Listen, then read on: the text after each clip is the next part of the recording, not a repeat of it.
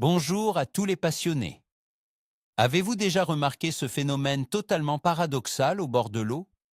Vous arrivez, vous vous installez, vous faites votre premier lancer, et boum, une touche immédiate. Vous sortez un superbe poisson en moins de 5 minutes. Vous vous dites que la journée va être exceptionnelle, que vous avez trouvé le poste du siècle. Et puis, plus rien. Le calme plat. Pendant des heures, votre bouchon ou votre sion ne bouge plus d'un millimètre. C'est frustrant, n'est-ce pas? Aujourd'hui, je vais vous révéler une vérité qui bouscule toutes les vieilles croyances de nos grands-pères. Le succès immédiat est souvent le pire ennemi du pêcheur. Je vous promets qu'à la fin de cette vidéo, vous allez totalement changer votre façon d'aborder un poste de pêche après une première prise.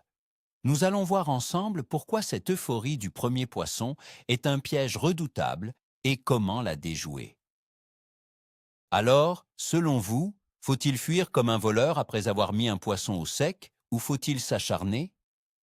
Gardez votre réponse en tête, vous risquez d'être surpris.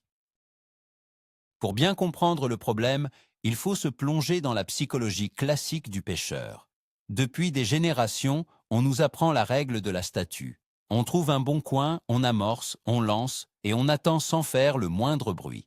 L'idée reçue est que si un poisson a mordu ici, ses petits camarades font la queue juste en dessous pour mordre à leur tour. C'est une habitude ancrée au plus profond de nous. On a tellement peur de rater le poisson de notre vie qu'on refuse catégoriquement de bouger nos affaires, surtout quand le poste vient de prouver qu'il abrite du poisson. On s'assoit sur notre siège, on fixe l'eau et on attend que le miracle se reproduise. Pourquoi faisons-nous cela des années durant? Tout simplement parce que c'est confortable et que la paresse prend parfois le dessus sur la stratégie. Mais ce que beaucoup oublient, c'est que sous la surface de l'eau, le monde fonctionne avec des règles de survie impitoyables. Un poisson qui se bat pour sa vie n'est pas un événement silencieux. Et c'est exactement là que notre conviction de rester sur place se heurte à la dure réalité de la nature. Imaginez la scène de manière très précise. C'est le petit matin sur votre plan d'eau préféré. Une brume légère flotte encore au-dessus de la surface. Vous venez tout juste de faire votre premier lancer près d'un bel arbre immergé. Tout est calme, tout semble parfait. Soudain, c'est la touche violente. Votre sion plie brusquement. Le moulinet commence à chanter. Vous ferrez fermement et c'est pendu. Une magnifique bagarre s'engage sous l'eau. Vous ramenez le poisson sur la berge avec le cœur battant, heureux de cette première victoire si rapide et si inespérée. Vous prenez le temps de le décrocher avec soin, vous le remettez à l'eau et par pur réflexe, vous relancez votre ligne exactement au même endroit. Vous êtes absolument convaincu que vous venez de trouver le nid parfait ou un banc très actif. Et là, c'est le drame absolu. Plus rien ne se passe. Le silence devient total. 1 heure passe, puis 2 longues heures, sans pas la moindre petite tirée sur votre ligne. Vous commencez à vous poser des tonnes de questions. Est-ce que le poisson était tout seul et isolé? Est-ce que le vent a subitement tourné? La réponse est souvent beaucoup plus cruelle. Le problème vient d'une erreur stratégique que la grande majorité des pêcheurs font sans réfléchir. Ils s'acharnent bêtement sur un poste qui vient littéralement d'être traumatisé par un combat intense. Pour comprendre cette erreur, il faut absolument se mettre à la place des poissons et analyser la réalité biologique d'un combat sous-marin. Quand vous ferrez un poisson et que la lutte commence, ce n'est pas juste un jeu d'adresse entre vous et lui. Pour le poisson, c'est une véritable question de vie ou de mort. Dans sa panique, il ne se contente pas de tirer sur votre fil. Il se débat violemment, il frappe l'eau avec sa queue, il tape contre le fond ou les obstacles. Mais surtout, et c'est le point fondamental que beaucoup ignorent, un poisson en détresse libère des signaux chimiques dans l'eau. Ces glandes sécrètent des hormones de stress, appelées phéromones d'alarme. Ces substances se diffusent instantanément dans la zone de pêche. Ajoutez à cela les vibrations saccadées et anormales, produites par ces coups de queue frénétiques. La ligne latérale des autres poissons, qui est leur organe sensoriel principal, capte ces vibrations de panique à plusieurs dizaines de mètres à la ronde. En clair, le combat que vous venez de mener a envoyé une sirène d'alarme hurlante à tout le quartier. Tous les autres poissons savent pertinemment qu'un prédateur grave ou un danger mortel vient de frapper exactement là où repose votre appât. C'est ici qu'intervient un concept redoutable mais incroyablement efficace que l'on appelle le repos du coup. L'idée est simple sur le papier mais très difficile à appliquer mentalement. Une fois que vous avez sorti un beau poisson et que la zone a été secouée, la meilleure chose à faire est souvent de retirer vos lignes de l'eau et de laisser l'endroit retrouver son calme naturel. Cela va totalement à l'encontre de notre instinct de prédateur humain. Notre cerveau nous crie de relancer immédiatement pour profiter de l'aubaine. Pourtant, laisser reposer un poste pendant une période donnée permet aux signaux de stress de se dissiper, aux sédiments soulevés de se redéposer, et surtout, cela permet aux poissons effarouchés de reprendre confiance et de revenir sur la zone de nourrissage. Le repos du cou est une technique utilisée par les plus grands spécialistes européens, que ce soit au cou, à la carpe ou au carnassier. Ils savent qu'insister lourdement sur un poste effrayé ne fait qu'accentuer la méfiance des poissons restants. En vous asseyant sur vos mains au lieu de relancer frénétiquement, vous investissez dans la suite de votre journée plutôt que de griller vos chances en quelques minutes. Mais attention, il faut nuancer cette approche en fonction de l'espèce que vous recherchez. Prenons le cas des poissons grégaires, ceux qui vivent en bancs très serrés comme les gardons, les brèmes ou même certaines carpes. La dynamique d'un banc est très particulière. Si vous piquez un poisson au beau milieu du banc, la réaction des autres va dépendre de la violence du combat. Si vous réussissez à extraire le poisson piqué très rapidement de la zone de nourrissage, sans faire un énorme grabuge sur le coup, le reste du banc peut ne pas réaliser l'ampleur du danger. C'est la fameuse technique de la pêche au cou, où l'on bride le poisson pour le sortir du banc le plus vite possible. Dans ce cas précis, relancer rapidement peut s'avérer payant. En revanche, si le poisson a eu le temps de faire des allers-retours, de sonder au milieu de ses congénères et de semer la panique générale, le banc tout entier va reculer d'une dizaine de mètres ou carrément déserter la zone. C'est une réaction de survie collective. Dans cette situation précise, continuer à pêcher sur l'emplacement exact de la prise est une perte de temps absolue. Le banc s'est déplacé et vous pêchez dans un vide sidéral laissé par la peur.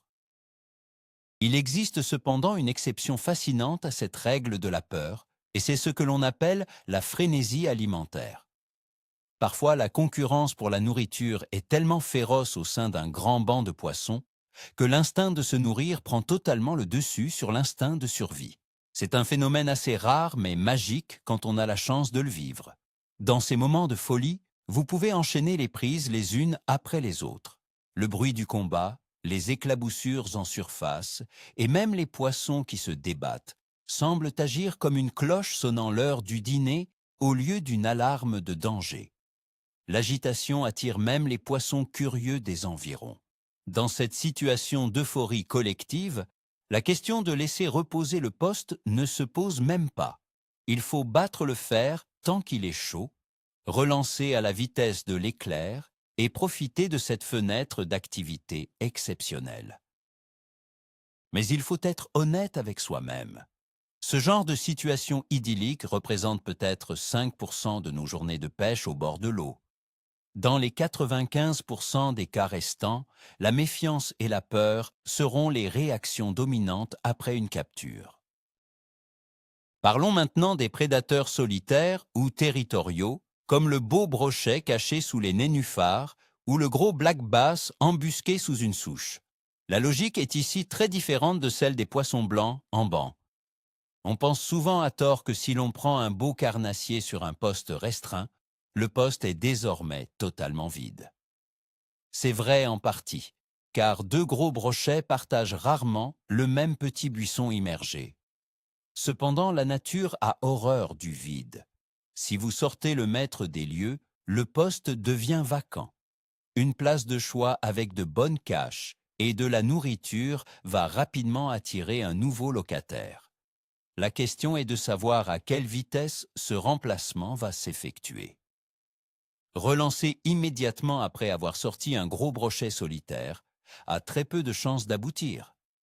Mais revenir sur ce même poste stratégique quelques heures plus tard ou le lendemain matin est une excellente idée. Le simple fait de harceler ce poste vide dans les minutes qui suivent votre prise est inutile et va juste vous épuiser.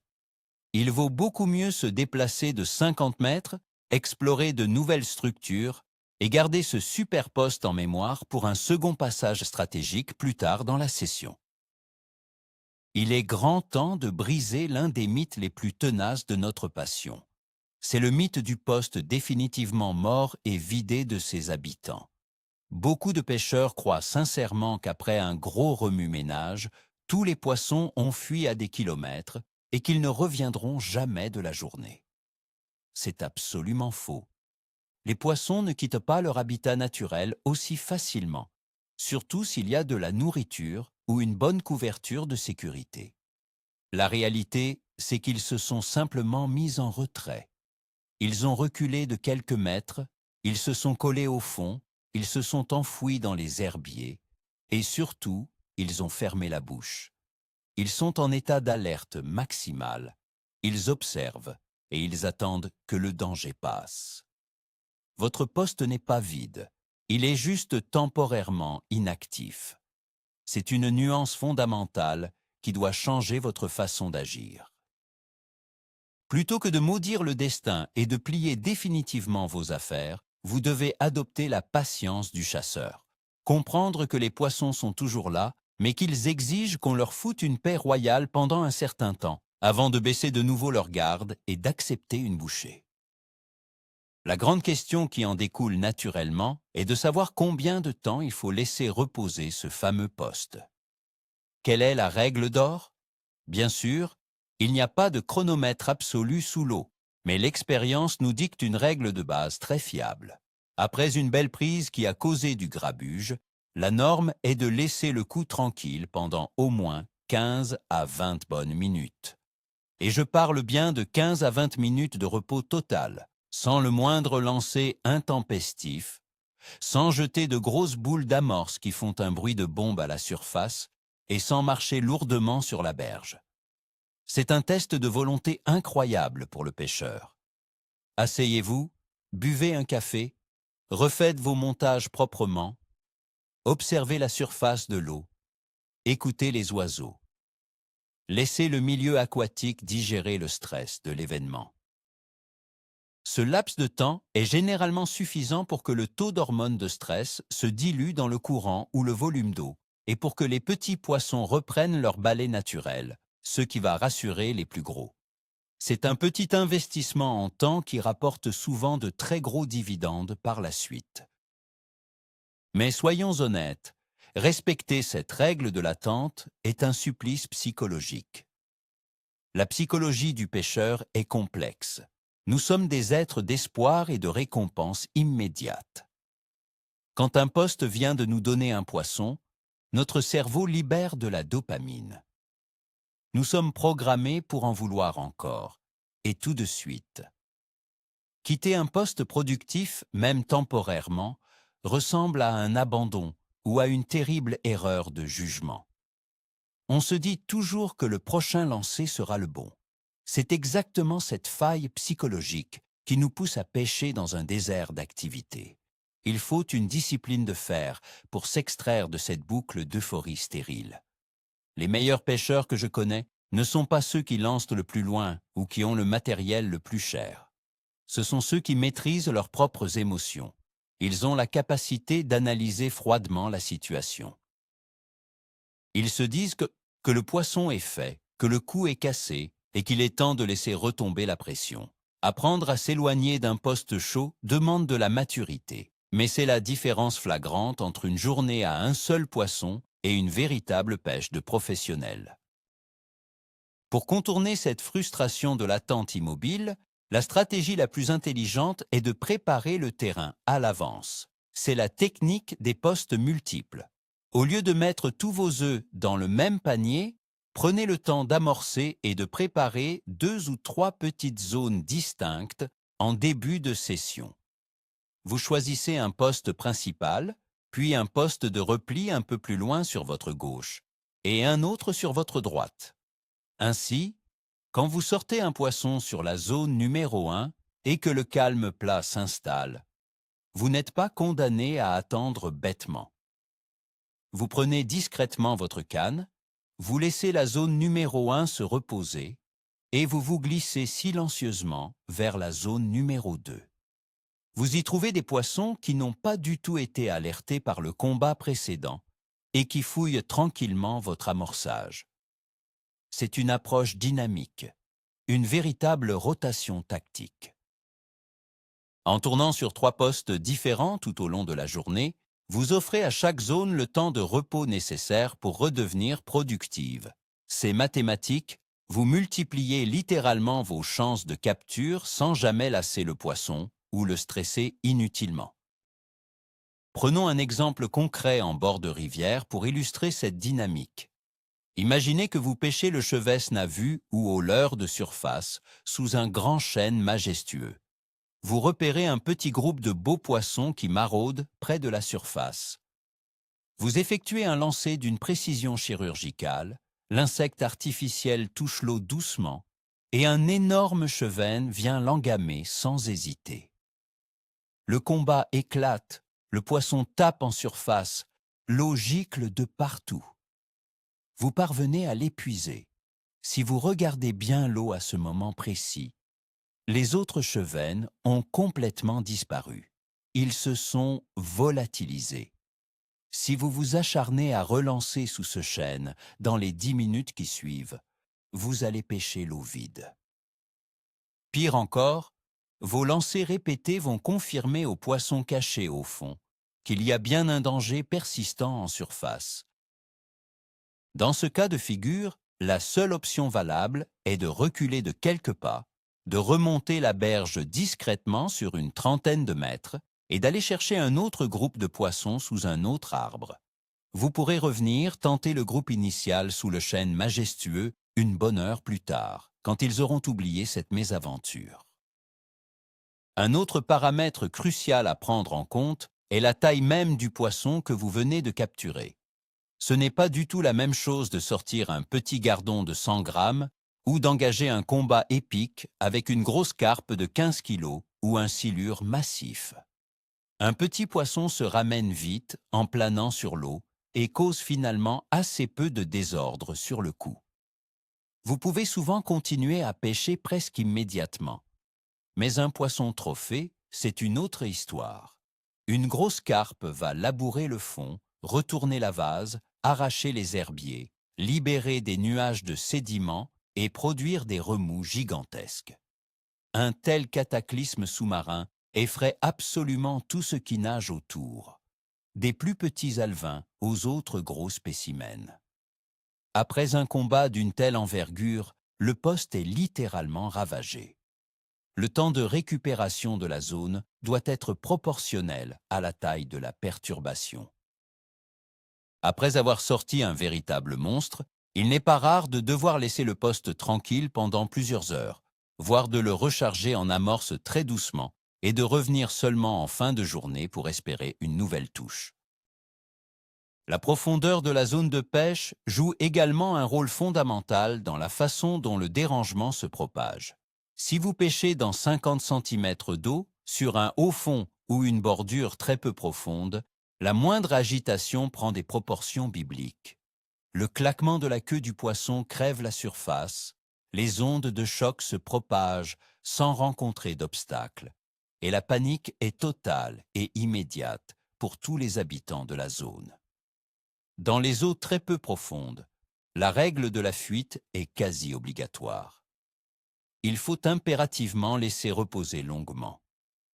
À l'inverse, si vous pêchez dans des fosses profondes, disons dans 6 ou 7 mètres d'eau, l'impact est très différent.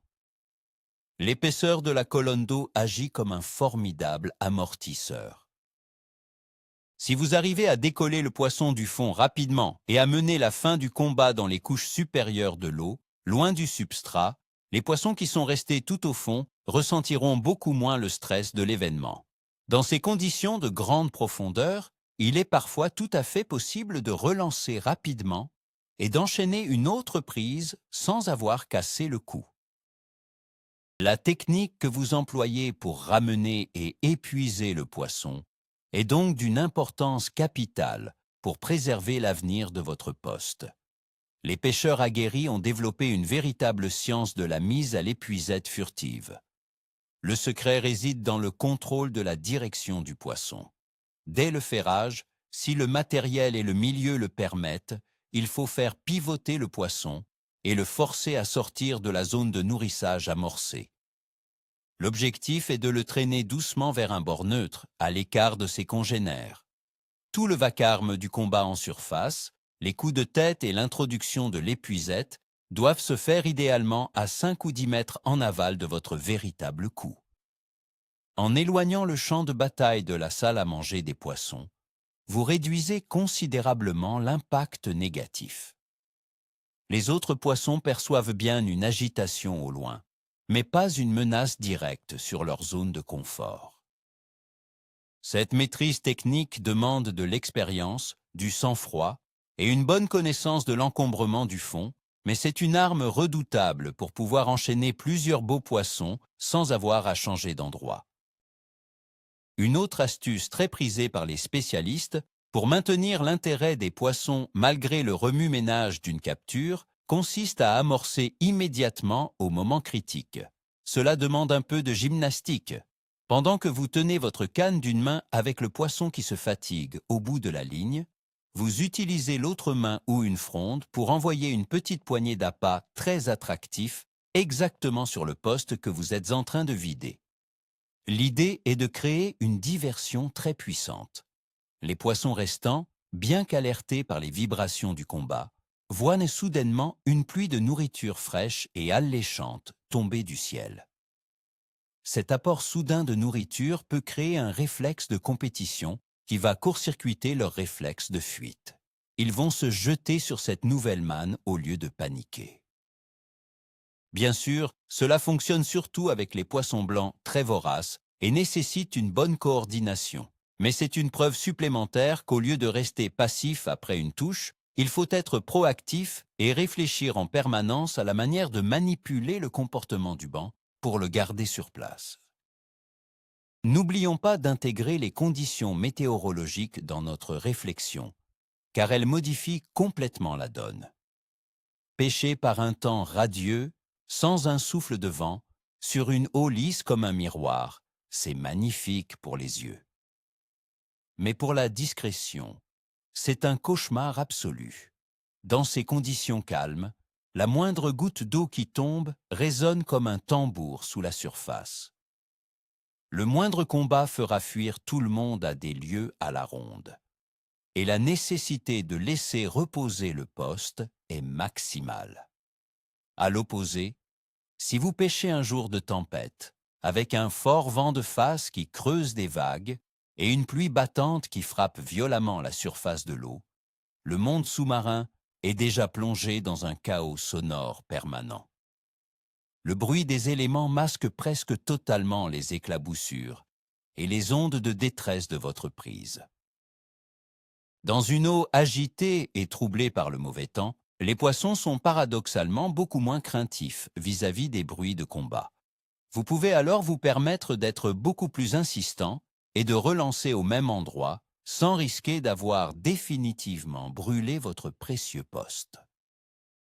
Pour les amateurs de pêche au leurre qui traquent activement les carnassiers en se déplaçant, la problématique est légèrement différente, mais la philosophie reste la même.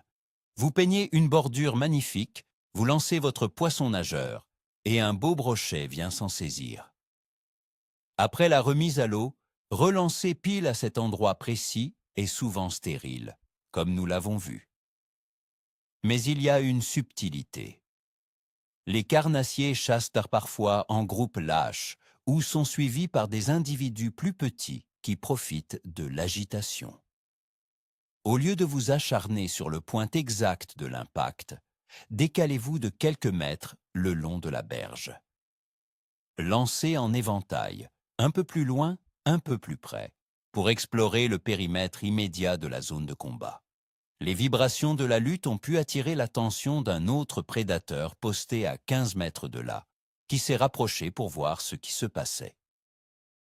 En couvrant les abords de la zone perturbée, vous gardez une chance de croiser la route d'un poisson opportuniste rendu curieux par le tumulte.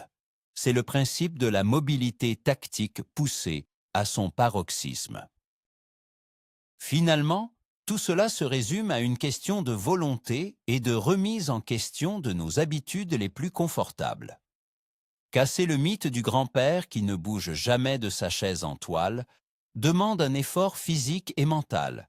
Il est tellement plus simple de relancer et de s'asseoir. Mais si vous voulez vraiment progresser, vous devez accepter que la pêche n'est pas un jeu de hasard. C'est un jeu d'échecs géant avec la nature. Quand l'échiquier vient d'être renversé par la capture d'une pièce majeure, il faut savoir faire une pause. Rangez votre canne, levez-vous, prenez le temps de marcher un peu sur la berge pour observer d'autres zones d'activité. Utilisez ce temps mort imposé par la nature pour analyser le vent, pour chercher des signes d'activité en surface plus loin. Ce petit effort de vous détacher physiquement de votre poste de pêche initial va vous ouvrir les yeux sur d'autres opportunités que vous auriez totalement ignorées, en restant hypnotisé par le point de votre première touche. La vraie récompense appartient à ceux qui acceptent de s'adapter aux comportements changeants du milieu.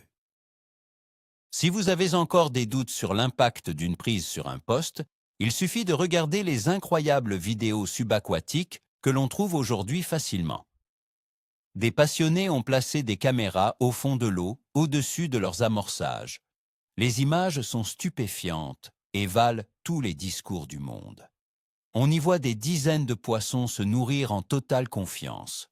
Soudain, l'un d'eux est piqué. En une fraction de seconde, à la première contorsion anormale du poisson piégé, le fond s'efface dans un nuage de vase et l'écran se vide intégralement. Plus une seule écaille à l'horizon. La fuite est instantanée, foudroyante et générale. Ensuite, la caméra filme l'attente. Il faut souvent de longues, très longues minutes de calme plat avant de voir un petit poisson courageux pointer le bout de son nez, inspecter les environs avec une méfiance extrême avant que le reste du groupe n'ose enfin revenir. Ces preuves visuelles irréfutables confirment à 100% la nécessité absolue de la patience et la stupidité de l'acharnement sur une zone qui vient d'être le théâtre d'un tel drame aquatique.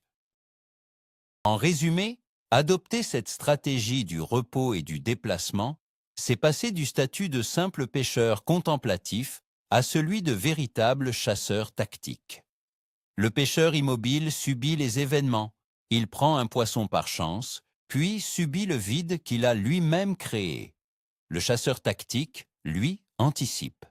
Il sait qu'il va perturber son environnement. Il le prévoit dans son plan de la journée. Il gère la panique de ses proies en jonglant entre plusieurs zones, en modérant la violence de ses combats, et en sachant exactement quand insister et quand se retirer. Cette mobilité intellectuelle et physique est le plus grand secret pour déjouer la méfiance des poissons de plus en plus éduqués qui peuplent nos eaux d'aujourd'hui. Ce n'est pas une perte de temps de laisser reposer un poste, c'est le meilleur investissement pour déclencher la 2e, la 3e et la 10e touche de votre journée. C'est une danse subtile avec la nature où l'art de savoir se faire oublier devient votre arme la plus absolue pour réussir là où les autres abandonnent de fatigue. Voilà, nous arrivons au terme de cette réflexion qui, je l'espère, va radicalement bouleverser votre approche de la pêche. La révélation capitale qu'il faut retenir aujourd'hui, c'est que votre acharnement après un beau succès est souvent la cause exacte de vos heures de capot qui suivent. Arrêtez de pêcher un poste chaud, pliez sa ligne au moment même où l'on a envie de relancer frénétiquement. Voilà le véritable tour de force psychologique des grands pêcheurs. Cette simple prise de conscience va transformer vos parties de pêche en véritables stratégies gagnantes. Je vous remercie d'avoir suivi cette vidéo jusqu'au bout. Si vous avez apprécié cette approche sans filtre et que vous voulez d'autres analyses poussées, n'oubliez pas de vous abonner à la chaîne et de claquer un énorme pouce bleu pour soutenir le travail. J'ai très envie de lire vos retours. Dites-moi dans les commentaires, allez-vous continuer à relancer au même endroit la prochaine fois que vous sortez un poisson ou allez-vous enfin oser laisser reposer votre coup? On en débat tout de suite en bas. À très vite au bord de l'eau.